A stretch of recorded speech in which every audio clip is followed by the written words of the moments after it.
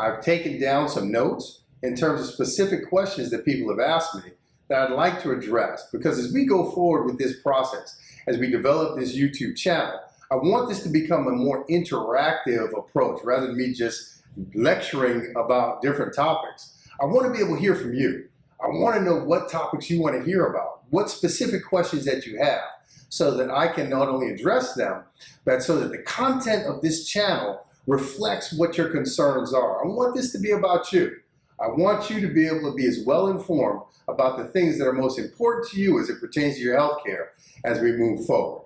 We'll be starting in just a moment.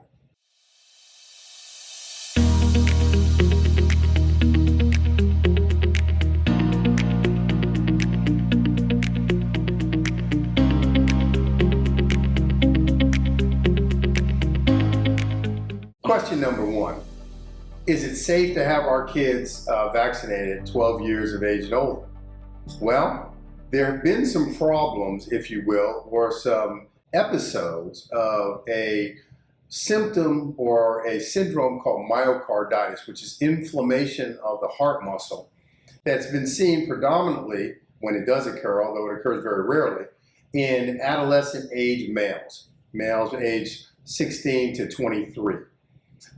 What that really is a response to the heart muscle to the inflammatory response of your immune system ramping up to fight against the virus. When you get your vaccination, whether you're 12 years old or whether you're 20 years old or whether you're 60 years old, most people who get vaccinated develop some side effects. The side effects are actually not only expected, but they're something that we should be really excited about having, even though they're not pleasant to go through. What they indicate is that your body's immune system has actually started to do what it is that you're trying to get it to do by becoming vaccinated.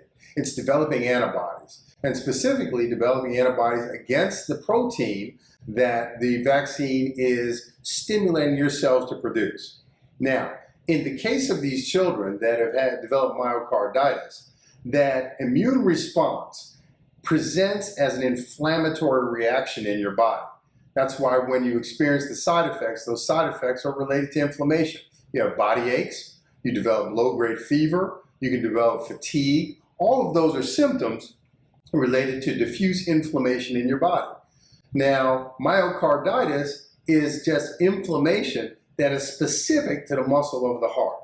Although it's occurring very rarely, one of the things that's very encouraging is that, number one, it indicates a good immune response, but number two, that it's self-limited, it does not require any treatment, and there are no long-term sequelae to the myocarditis that occurs.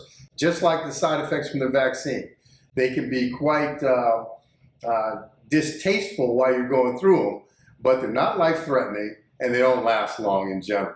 So that's one reason why, even though there's the potential for this that's been in the news and has been raised as a question in the community, it's not something that should deter you from getting your children vaccinated.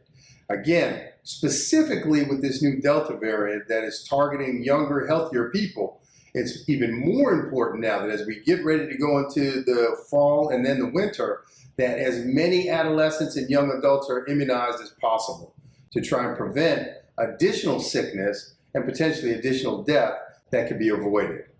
Question number two that I've gotten, and this relates back to a question that we discussed in earlier videos, but I want to reiterate it.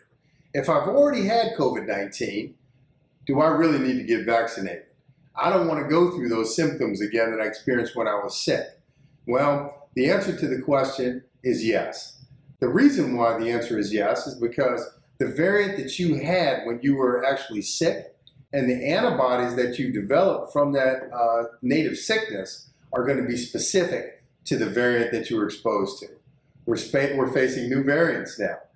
So those antibodies that you had likely will not be fully protective against exposure and or sickness to the new variant. Unlike the vaccine is not variant specific. They've already done the studies, they've done the research, and this new Delta variant is indeed protected by both Pfizer and Moderna vaccines, the mRNA vaccines, that target that spike protein on the surface of the virus that prevent it from accessing your cells and causing sickness.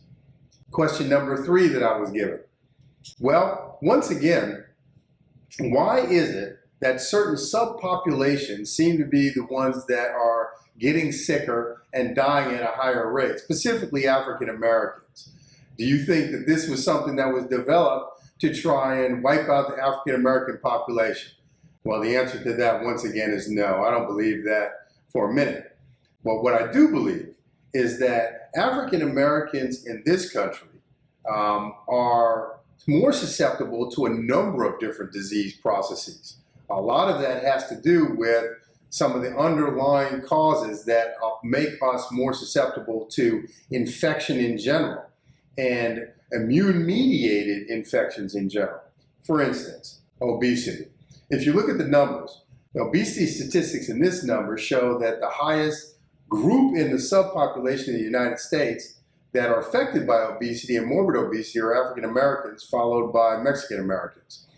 Same thing is true for diabetes, which is an obesity-related illness. Same thing is true for hypertension. Same thing is true for certain malignancies. Same thing is true for certain autoimmune diseases.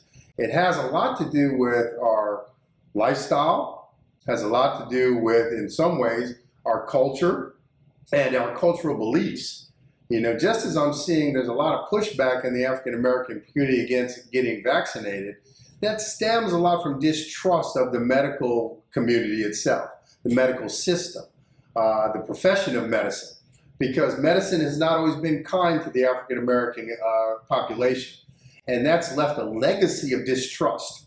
As a result of that distrust, we're much less likely to access the healthcare system until things have really gotten out of control. And that is what puts us in a position where we're at greater risk for more serious consequences of problems that could have been dealt with and prevented if we had accessed the system at an earlier point. If we were willing to and trusting enough to follow the advice of healthcare professionals who may have tried to direct us in a path that was different from what we grew up with, but would ultimately lead to a healthier life and more longevity, less suffering, and less morbidity.